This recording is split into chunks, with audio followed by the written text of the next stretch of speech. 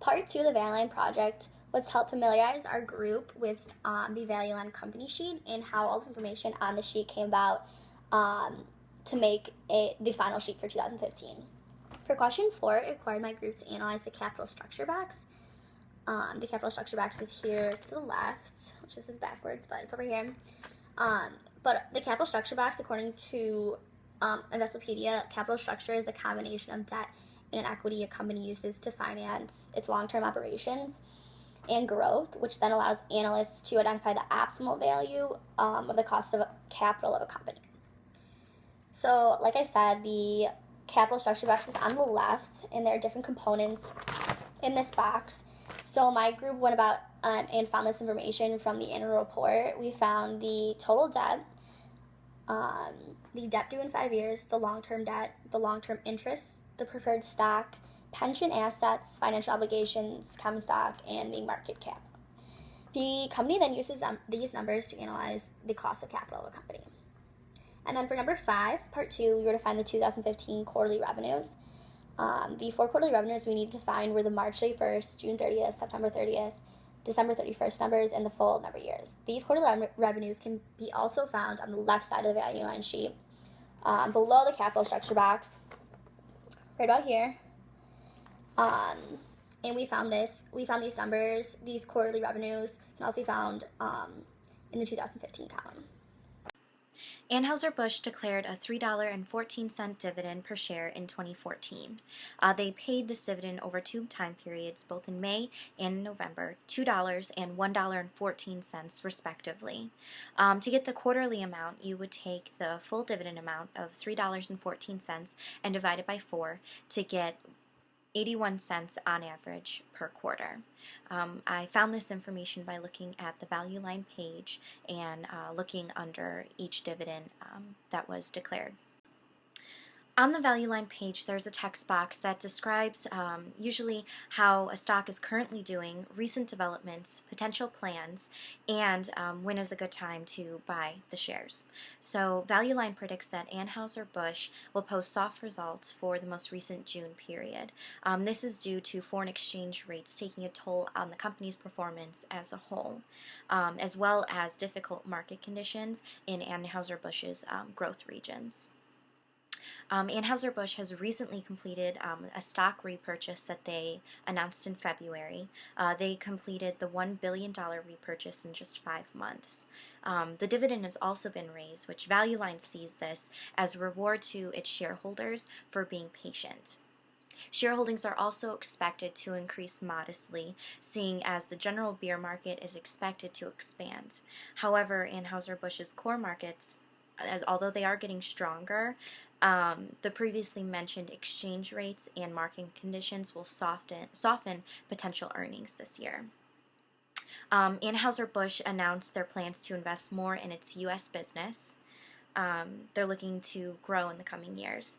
And the company has also done very well with expanding into Mexico as well as expanding into craft beers.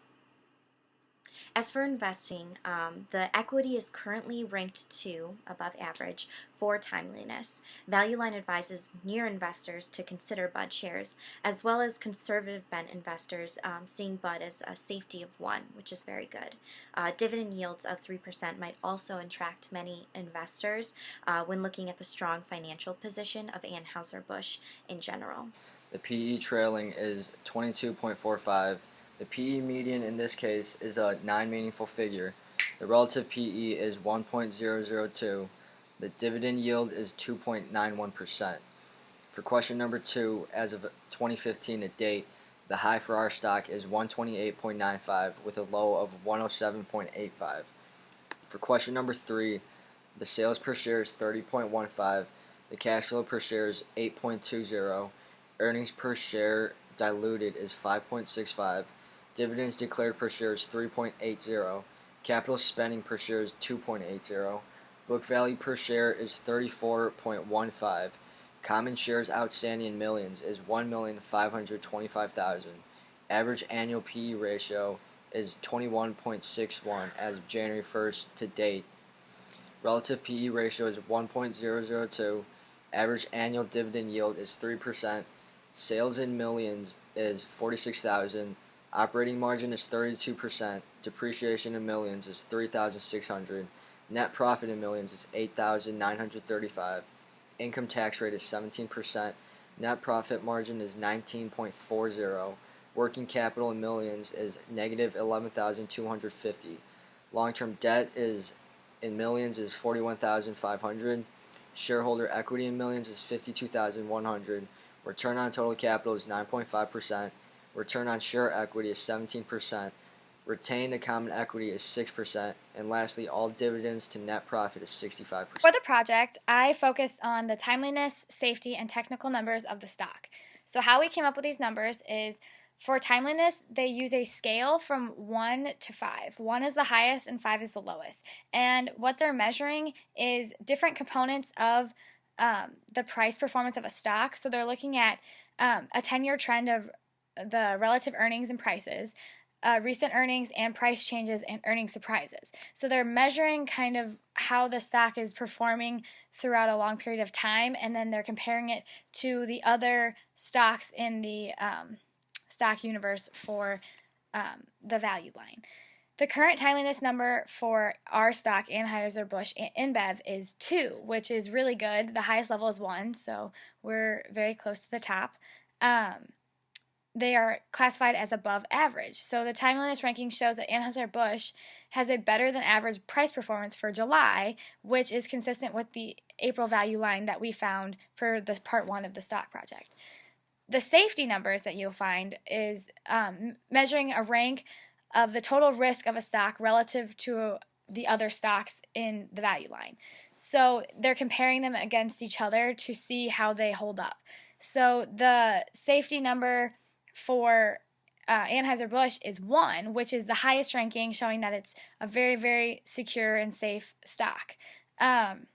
Most stable and the least risky investment for a person to put their money into. The safety ranking is consistent with April's value line numbers, which we found in part 1. The technical number is designed to predict stock prices movements over a 3 to 6 month time period. So in each case, stocks are ranked from 1 to 5. So again, you're on the 1 to 5 scale. 1 is still the highest. So for this one, the technical number is 3. So you do see a little bit of a drop off for Anheuser-Busch, but it means that they're average. So their future price returns relative to the value line are just average.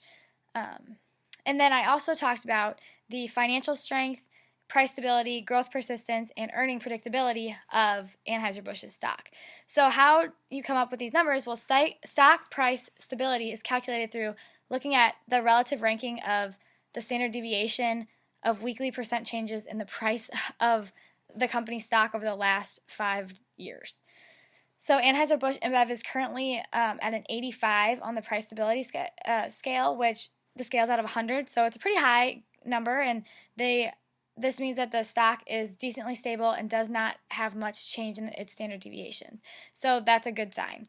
The price growth stability measures the historical tendency of a stock to show persistent growth over the last 10 years compared to the average stock. So the price growth, or the growth persistence, is ranked at 65 on a scale out of 100. So this is above average, so it shows that it's doing well and it's being persistent in its growth compared to the other stocks in the value line. Earning predictability is a measure of the reliability of an earning forecast. This is calculated through looking at stability from year-to-year comparisons, with recent years being more heavily weighted than the earlier years. Most reliable has a ranking of 100. So the earning predictability for Anheuser-Busch is currently ranked at 80. So that's a very high, good number, and therefore this is a pretty reliable forecast for Anheuser-Busch. Now, the financial strength is ranked with A+, A++. So Anheuser-Busch is currently ranked as an A++. This rating is found through reviewing net income, cash flows, the amount of debt outstanding, and the outlook for products and the stability of the industry and the individual company's returns. The A++ is the same as the previous April value line, so we're being very consistent as a stock, and it's the highest possible ranking, showing that the financials are very strong. Overall, the numbers are looking very good for Anheuser-Busch, and the stock is moving in a positive direction and staying very strong.